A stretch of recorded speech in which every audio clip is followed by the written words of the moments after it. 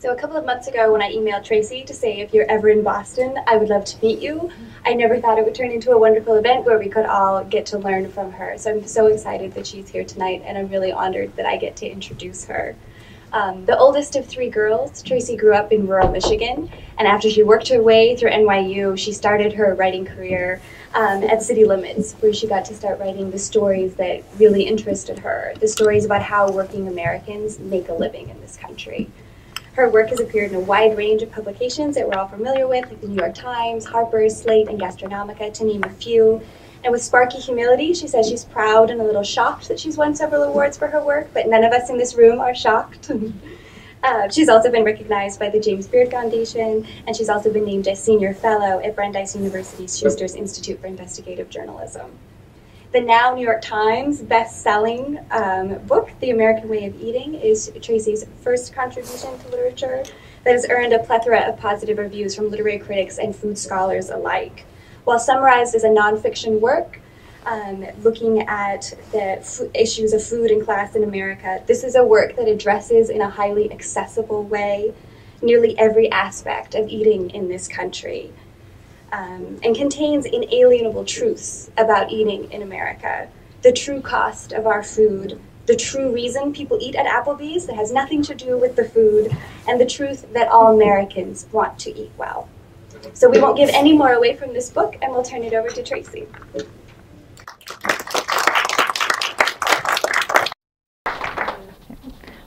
That was a very nice introduction, Emily. Thank you very much.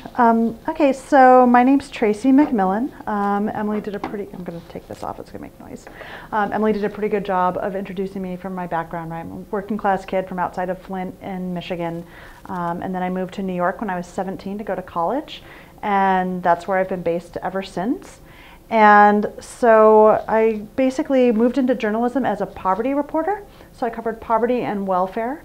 And that was really what I thought my life was going to be as a professional journalist. I was going to write about poverty and welfare policy, even though it wasn't the best party conversation topic I could find. I was very passionate about this. And it ended up leading me to write about food, which I'll get into in a minute. There's sort of two reasons, right? You all would have heard of me. One is the book, The American Way of Eating. The other is that Rush Limbaugh decided to discuss my book at length on his radio program about almost a month ago now, which led to like this whole interesting spiral of other people talking about my book, which has been great.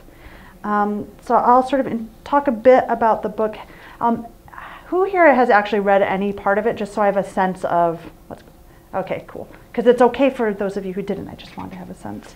Because if everybody was like, oh, I already read it, I would be like, oh, I don't have to tell you. So for my book, The American Way of Eating, I went and I worked undercover in 3 jobs in the food system. So I worked as a farm laborer in California. I worked at Walmart in Michigan twice, actually. So I worked in the grocery section and the produce section at separate Walmarts. And then I worked in the kitchen, not on the serving floor, of a New York City Applebee's. And the deal was that I had to take these jobs and work each of them for 2 months, and that I would live and eat off my wages while I did that. And, right, I mean, most of the reviews have made this point that it's very similar in form to Barbara Ehrenreich's Nickel and Dimed. That was absolutely intentional. In fact, you know, when you're pitching a book to publishers, because this, I am not so dedicated that I went and did this without the support of a publisher. So when you're pitching to publishers, you think of things like, well, it will be like Nickel and Dimed meets The Omnivore's Dilemma.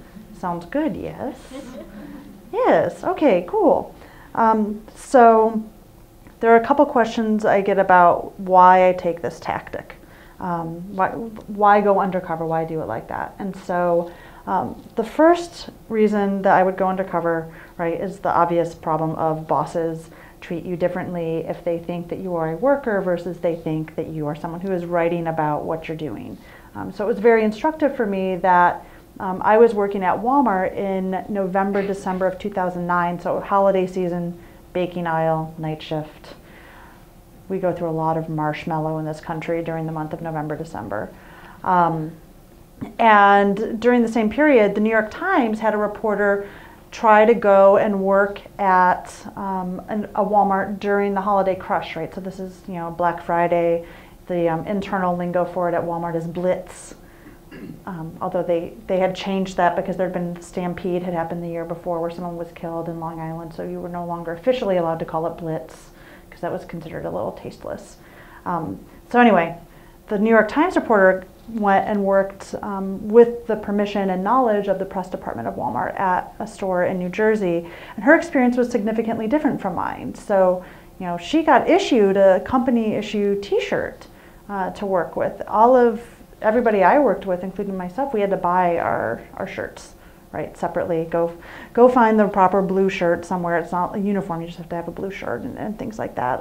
She was accompanied by a manager the entire time she was on the floor. That doesn't happen when you're just the random staff person. And she certainly didn't have a manager come up to her and say, well, you know what, you are going to hit overtime this week. So I know we scheduled you for that, but could you just not come in tomorrow?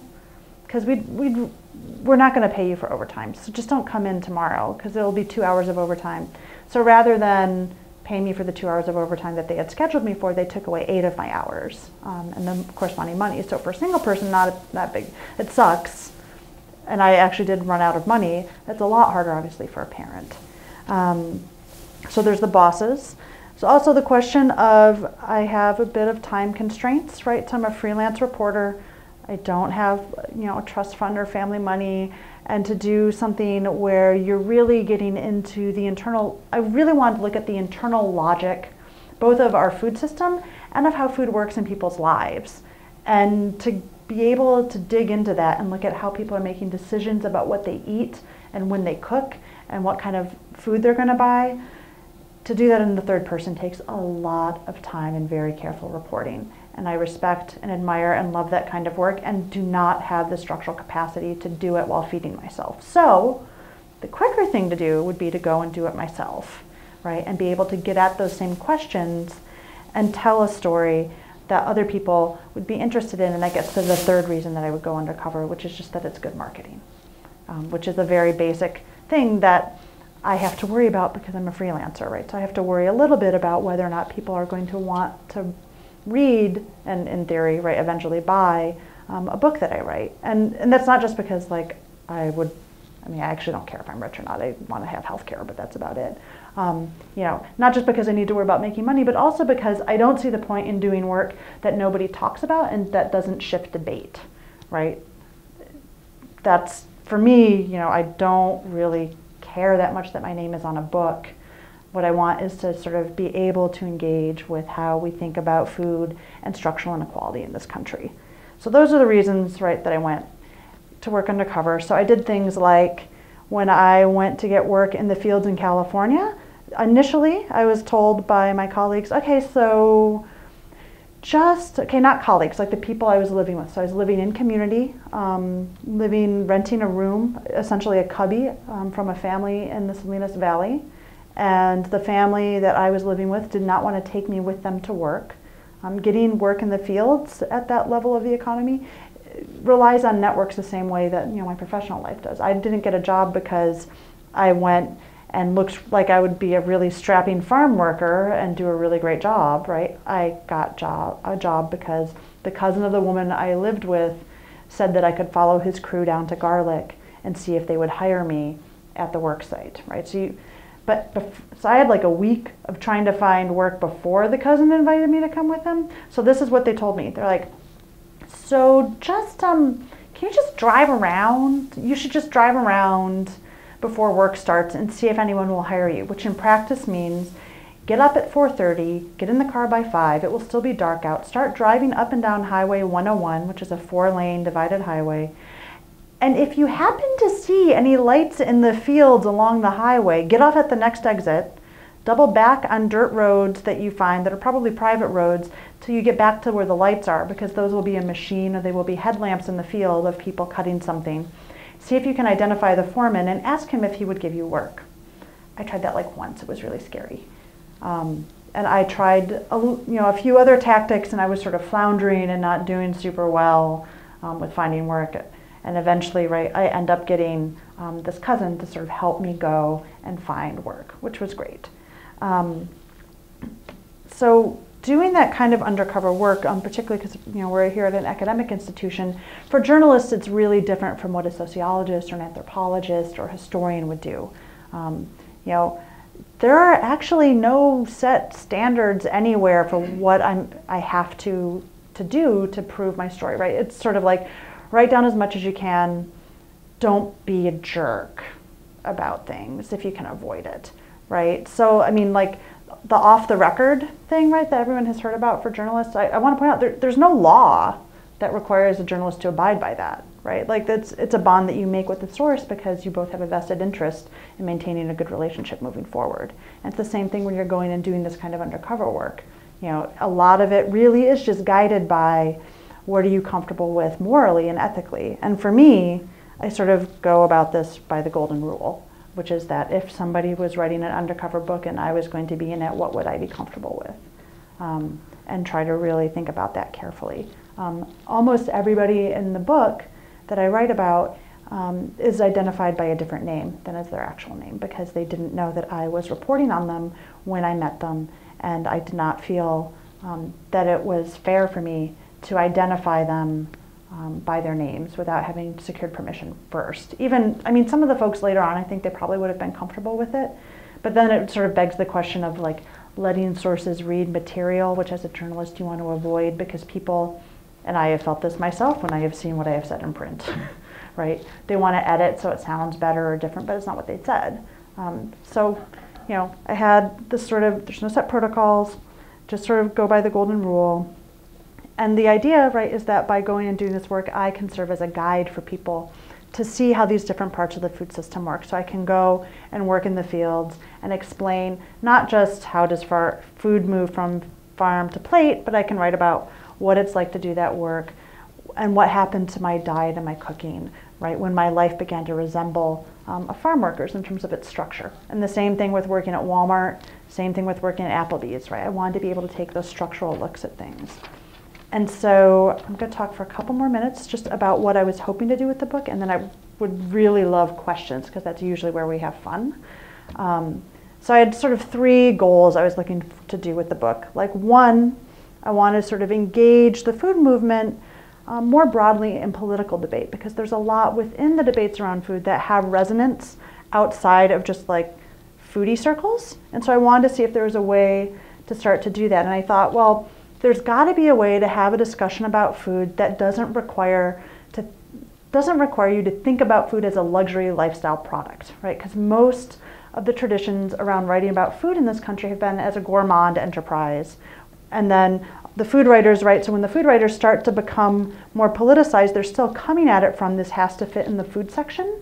This has to fit in a section that's about recipes and cultural experience and all of this stuff. So how do you start building a framework and a rhetoric and a vocabulary for talking about food the way it works for most families in this country, like for working families? Because I know a lot of working families, right? I've worked as a poverty reporter. I grew up in a working class community, and everyone I grew up with cared about food, even while they would totally sort of do this reverse sneer of like, why are you trying to like make me eat, fancy lettuce, right? But it's not because they didn't care about food, right? There's these cultural connotations of sort of different kinds of vegetables and things like that. So how do you start having a conversation, right, where you can just enjoy good, healthy food and it's not a big deal, right? And how do you make that all accessible?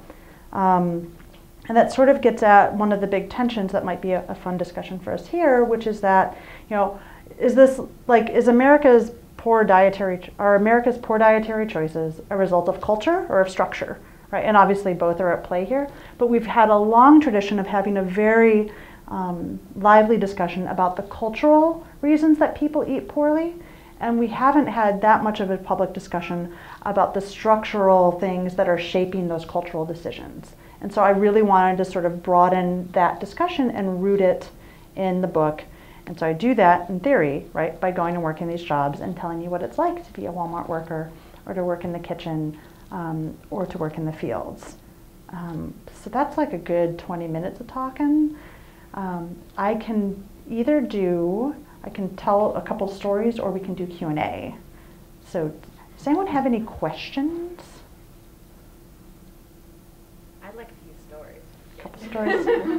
Okay, so I will start. Stories that didn't make it into a book that you can share with us? I can do that.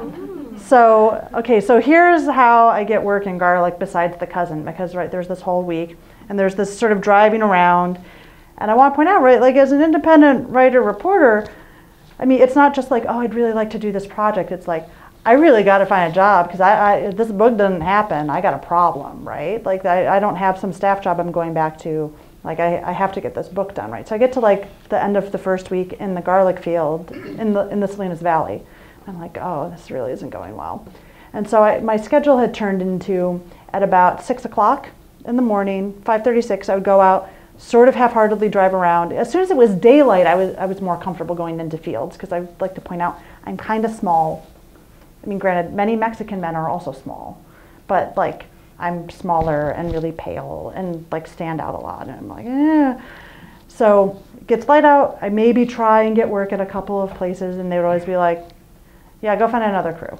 Like, you need to find another crew. I'm not going to hire you. I mean, this would also be me like going up to a bunch of burly dudes who are like filling big boxes full of celery, which has a lot of water in it, so it's really heavy, and then like throwing them up, right, to people on a truck. So me asking for work in a celery field is a little bit humorous. So like by 9 o'clock when the library opened, I would go to the library and I would sort of like I had a little laptop with me, like a little, netbook thing. And I would sort of go and, do some online research or something. So I'm in the library and I'm just dressed like I'm looking for field work, but I have my little laptop. And this guy next to me is like, girl, where'd you get that laptop? It's like, the store? It cost much money? Like, just a couple $100. It wasn't too much. I saved up and I got it out. What you doing here? You're white. You aren't from here.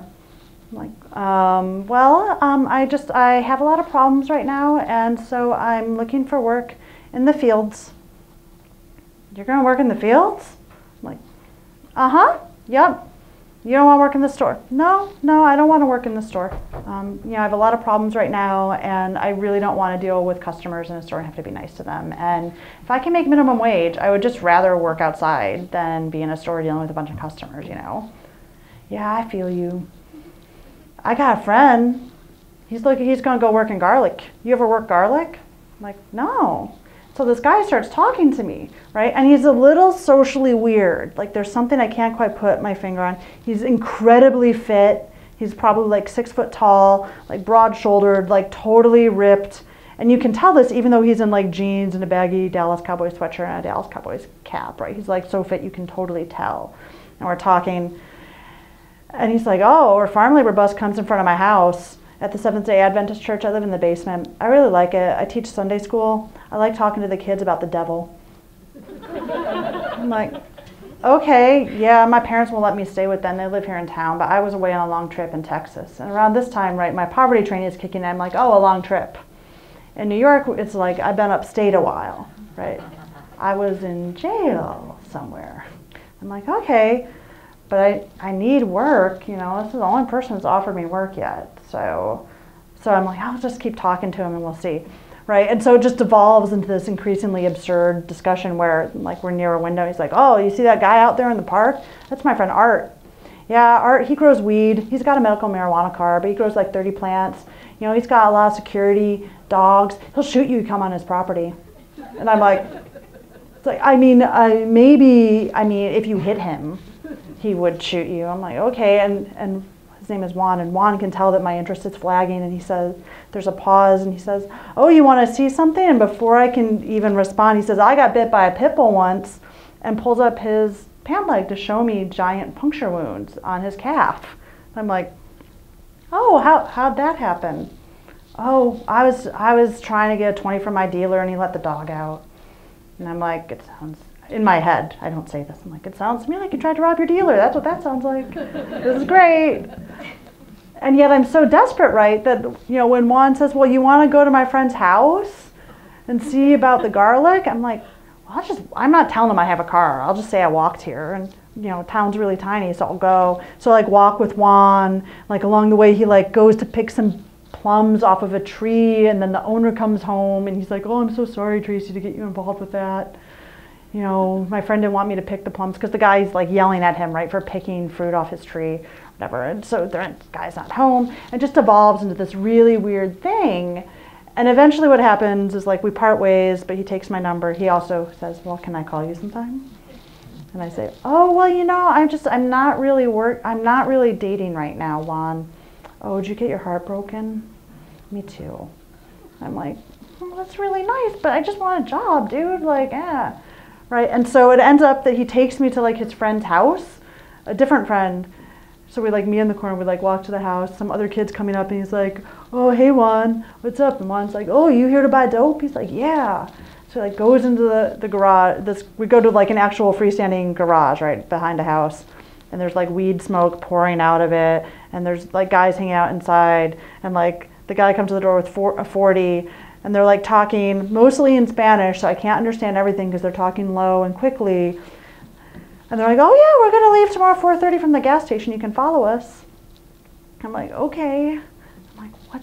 This does not seem like a good idea. Like the more I walk back to the house, right, I'm like, okay, yeah, so this guy who showed me the pit bull bite, he wants me to meet him at 4 in the morning at the gas station. But at the same time, farm work's really weird to me. And there's a lot about it that's so informal, right? So people would say like, oh, how did you apply? And I'm like, there's no application. There's like show up at 5 in the morning in your jeans with like your bandanas on and hope that they give you work, right? And so, you know, I go back to the house and I turn to the woman who is the mother of the family, Isidra, who's like a couple years older than me, right? So it's interesting because she treats me like I'm her daughter, even though we're essentially peers, because she has, you know, 6 or 7 children and she's been working in the fields her whole life and she got married when she was 13. So her, you know, she's my age, but she's totally older than me. I say Isidra. So this guy at the library, he offered to help me find work in garlic and, you know, blah, blah, blah, blah, blah. Do you think this is a good idea? And she's like, no. She's like, you should talk to Alejandro or Guillermo. His name's Guillermo in the book. And you'll talk to Guillermo and he can help you, right? And so that's how I got work in the fields, right? So it was a lot of like being very, you know, just very loose with my time. And, you know, we think about farm work as this thing where people are just working insanely hard, and they do, but it's not like I was working so hard to find a job, right? Like I just had to find the right connection to get into that job, which I thought was really interesting because, you know, that's not how I work in my professional life as a white collar worker, as a reporter, right? Like I don't make a lot of money, but it's a very different sort of economy of labor than otherwise. So that's how to find farm work. Does anyone have questions for me off that? Yeah, just to spin off that, it seems like in your book there's a lot of sexual politics that come into play in pretty much all your jobs. If somebody does try to marry you, like, do you think that it would have been different if you were a guy in the same situation? Okay, so I don't think that there's a really big audience for gay marriage in most of the communities. That, I mean, not that there are not gay people who would like to get married, but like it's not a big public part of debate, right? And so what she's referencing is when so I get injured in the fields. Clipping garlic is it's not super difficult or complicated work, but it all involves skill, right? So for garlic, right, a machine comes through the field, lifts the garlic up out of the ground, then it gets laid out by workers so it will cure in the field, and then you go into the field and you like pick the garlic that you sort of are like, this is my claim, this is my section of the row. And you pull all the garlic so it stands up, and that marks it as your garlic. So the next worker will come into the row and they will start at the end of your garlic. You pick it up, and then what you're doing is you're essentially grabbing like a little bouquet of garlic. It's still got all the stalks, but they've dried into paper. And you pull it really tight so that the heads don't really move around, right? And then you're clipping the roots off. So you're using just like basic pruning shears. And it's not this motion, it's this. So you're positioning your hand on your thigh and pressing down like this. So what happens, if you are me at least, is you get tendonitis. And so this tendon just got way overstrained. And I want to point out, right, it wasn't that it was clipping garlic that was the problem. The problem was that it was clipping garlic for 8-9 hours a day for 6 days a week, right? And so I get hurt. My company and this I was told is unusual. My coworkers said it was very unusual to get given workers' compensation, which I was. And they said, oh, you can just go ahead and do modified work, which means that you can glean, essentially, like go through the field and pick up the stuff that the cutters have missed. And so while I'm out there gleaning, this guy who's running the sanitation crew, so he's the guy that's latching the porta potties and the shade structures onto his truck and moving them through the field as the crews move. I'm out in this part of the field, these huge fields, right? So they're like a half mile by a quarter mile long. I'm out in the far corner of it, like trudging along with my bucket, trying really hard not to use my right arm, and picking up garlic. And this guy's like, "Hey, you want a Pepsi?" I'm like, he's like coming by in his truck. And when I was talking to advocates about what was it going to be like in the fields, they all were like, you need to be really careful. There's a lot of sexual violence in the fields. There's a lot of sexual harassment. There have been a lot of episodes of rape and sexual quid pro quo in the fields. And I was very conscious of the fact when this guy shows up in his pickup truck saying, "Oh, you want a Pepsi?" which is a little bit like a stranger with candy. That I am really small, I'm in the middle of nowhere, I'm a good half mile from anybody else, and nobody's paying any attention. However, I was also thirsty, and I thought that I could probably outrun him. Right? I was like, he's not gonna chase me down with the pickup truck, I'm not getting in the cab, so there's only so much he can do, and he seemed fine. Right? So this guy ends up being, I don't know, he's probably his late 40s, early 50s, and he gets a crush on me. And what happens a lot in these environments is I'm the only white woman that's shown up, not ever, but these are very segregated communities, they're very isolated, particularly farm work communities. So I got a lot of attention as a white female, as a youngish, attached white female. I mean, most people in the fields thought I was 17. I was 32 when I was doing this work, right? I'm 35 now, so I read a little young, but not that young, typically. And so this guy was just eventually gets to this point, because he kept saying things like, "Oh, do you want to have children? Oh, well, maybe you will change your mind someday. I would like to have children. All my life I'm looking for a white girl, like you. Have you been to Mazatlan? I have a house in Mazatlan. I think you would like it very much there. You could just stay by the beach. It would be nice." You're a very sweet man with a very different sensibility around sort of courtship and what you're looking for, right? Because the more I talked to him, and there was another woman on my crew, an older woman, who sort of took a lot of interest in my status as a single person. And this was a really interesting lesson for me, right? So she was a ponchadora, so it's a supervisor position on the crew. And so she would punch the cards of the garlic every day. So she was the person in charge of being like, "Oh, 1 bucket, 2 bucket, 3 bucket, 4, right? And so Luz would be like, "Tracy, don't you think you would like to get married?" And I'd be like, no, I'm cool, right? Because in my head, I still know, I have other options, right? And Luz is like, "Tracy, come on. You're not very good at picking garlic." And a man could help you pay your bills. You might not have to work in the field. You could get some nice clothes. Wouldn't you like that? And I'm like, God, I must sound like such an ass. I'm like, no. No, I'm good. I'd rather just take care of myself, Luz, fine. And she would sort of leave me alone, and then there would come a day she'd be like, so everyone in the fields would call me Tere, right? Because Tracy phonetically is difficult for Spanish. And most people I work with, I should point out, were indigenous, so they were not, Spanish was their second language. Triqui was their first language. And so I'm cutting, I'm hanging out. It's sort of near where Luz is standing in the field, and she's like, Tere, you need a man, right? This is all in bad Spanish. Her Spanish is fine, mine is bad. She's like, Tere, you need a man. I'm like, no, I'm good, Luz. She's like, Tere, you need a man. I look up, and she has one right there. This very nice gentleman is standing there with his bucket, and I'm like, I'm good, thanks a lot, Luz. So there was a lot, right, that I really came to appreciate about how much freedom and independence and power I have as a white woman. First of all, a woman in America, right? Because I've done enough international travel that it is really striking to me how much more vulnerable I feel often in other countries, right? Because there's not the same sensibilities around like it being safe for a woman to be out, right? So I've been in parts of the world where like you do not go out and walk around at night as a woman. Like you just don't. You don't. It's not that you don't do it as a white tourist woman. You don't do it as a woman that lives in that country because it's not safe. So particularly when you're dealing with like farm worker women, you know, they have far fewer options than I do. There was a teenage girl that was the daughter of the family that I lived with in the Salinas Valley. She did not speak any English. And when I say she didn't speak any English, like she didn't know the alphabet or numbers in English, right? So no English at all. Spanish was her second language. She mostly spoke Triqui. And she had been brought up in February. She made the desert crossing with her dad because she was finally big enough. And she was brought up to do domestic labor. And so she came up and she cooked and she cleaned and she took care of the kids in the house, and she wasn't going to school, right? And you know, when I first got there, right, I was eating really good homemade Mexican food every night. So homemade tortillas every night from Masa Harina in a bag, but like still like really good food.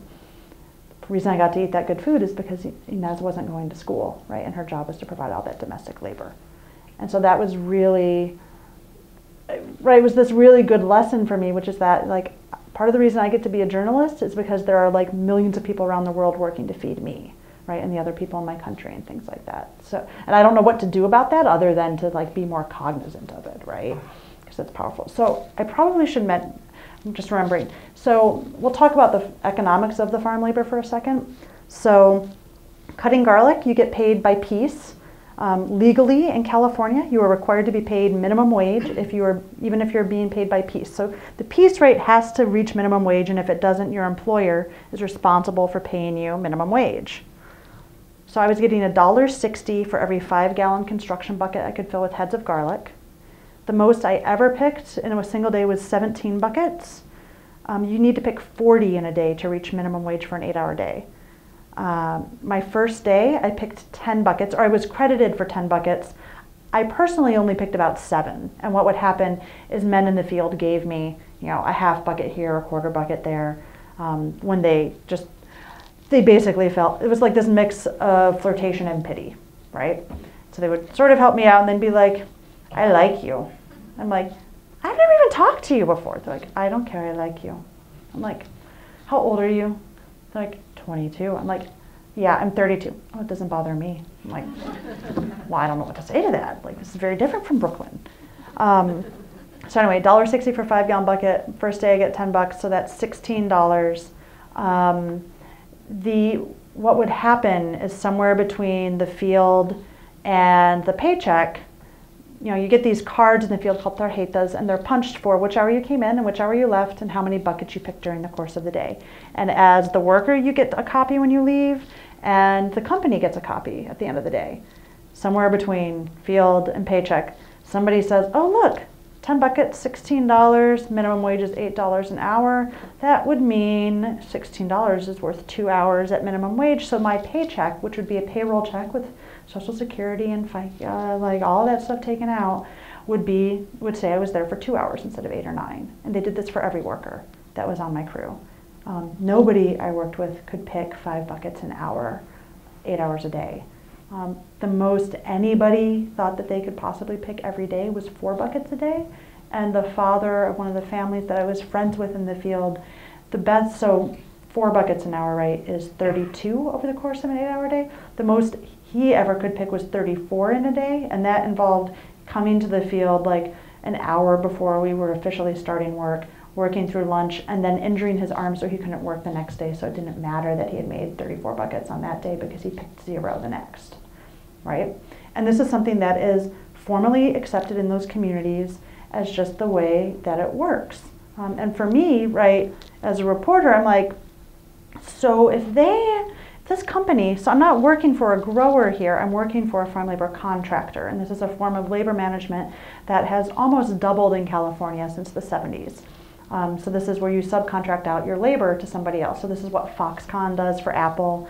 It's what the sweatshops did in China for Nike in the 90s. You know, all that stuff, it's the same basic management where somebody else is responsible for the work conditions. And so, you know, I called up Christopher Ranch and the Garlic Company, which were the companies I was selling to, Christopher Ranch is sold at Whole Foods.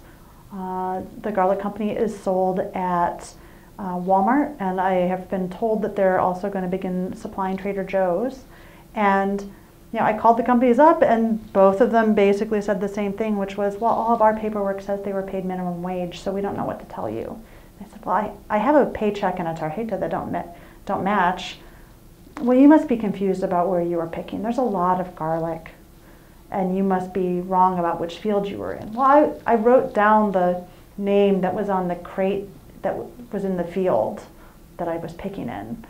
Well, we don't know what to tell you, right? And so this is their response, so they don't have to worry about it. And then the contractors, the only thing that's fungible for them, because they're competing against each other, right, to get contracts, and the only thing they really have a lot of control over is lowering the wages, right? If they want to increase their profit margin, they can't do anything about the cost of trucks or of gas or of having a building, but they can pay less to workers.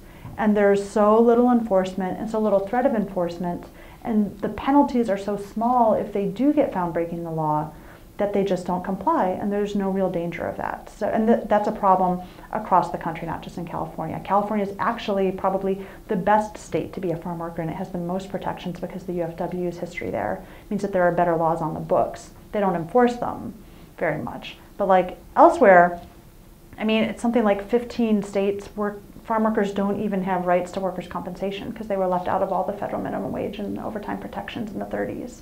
So everything is pretty piecemeal around the country. So that's been a really interesting thing for me to sort of figure out and be like, oh, interesting, there's just basically no laws. Is what, as a worker, is what it felt like, right? There's nobody looking out for like workers in the fields, really. Yeah. I'm only partway into the book, but it seems like you do have like quite an advantage as a white, you know, native English speaker. You know, the one woman you meet who keeps thinking you don't want, you could have such a better job. You know, how did you kind of? I know you kept saying like I have a lot of problems. I don't want to talk to people.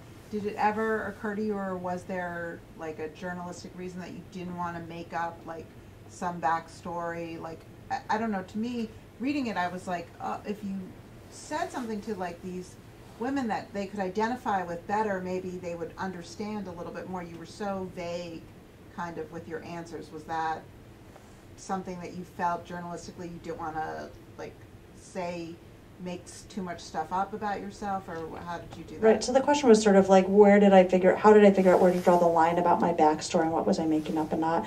And basically, I'm just a really bad liar, and I didn't want to get anything too complicated. I mean, and one thing I'll point out, you know, I don't just come from like a working class background. Like my family was really dysfunctional and messed up when I was growing up. Like I totally have had like really difficult struggles. You know, my mom was really sick when I was growing up. I did a lot of care for her. I put myself through college. You know, I was estranged from my dad and stepmom for like 5 or 7 years. So it's, you know, and I talked about like the general, I didn't say, well, when I was going to NYU to get my journalism degree, right? But I would say, you know, oh, we had problems in my family growing up. You know, we had problems with violence in my family growing up and things like that. I was honest with people about my experiences in that way. And actually, the first woman I worked with in the fields in California, Pilar, in the book, like she and I really connected because she had had problems with violence in her household. You know, and part of this is, you know, in Spanish, I can't really lie. Like you need to have I have an appreciation now, like you have to have a real facility with language to be adept enough to lie on your feet, right? And I cannot do that in Spanish. I mean, I'm also not a good liar in general, but like, we're sort of like, I can't even say a normal sentence without thinking really hard about it, much less a lie, right? And so I just sort of was pretty honest with folks, and I have to be honest, like, people just don't ask a lot of questions, right? And often, I mean, what was interesting, right, is Juan, right, my friend who had done the trip to Texas, like, I realized after talking to him a bit, like, he was really like, oh, you've had some problems. I get that. And I'm like, oh, he probably thinks I've had, like, substance abuse problems, right? Because that seemed to be from the vibe I was getting from him is that he didn't have really good impulse control. Like, and he meant well, right? But impulse control problems. And so it was sort of identifying with me and being like, oh, she got some problems too, right? So I just didn't, yeah, I'm not really good at lying. And and I feel like the more you lie, the more complicated it is ethically. You know, if you just sort of tell people a vague story and they don't ask any more questions, that's a really different thing than like making up a whole different like life for yourself.